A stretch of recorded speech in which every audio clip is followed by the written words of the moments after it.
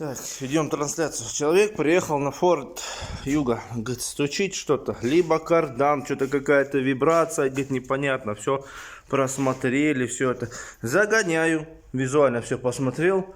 Трогаю колесо, а тут... Что у нас получается? Отсутствие 3 шпилек и не затянуты болты. Я не знаю, где-то он до этого заезжал, либо как, либо сами открутили. И вот. Весь. Я думаю, что это и есть весь стук. На этом, так сказать, ремонт будет прекращен, наверное.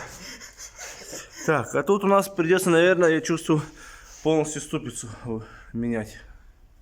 И болты брать сразу. Шпильки этот. Что-то стучит, да? Да. Где ехать невозможно. Попробую. Ты не расслаблял? Нет, ничего не трогал. Они же отсутствуют. Да, но они потому что не затянуты. Сейчас проверим. Это у нас 21. Скинешь мне видео потом? Опа! Ну да, тут вот визуально видно.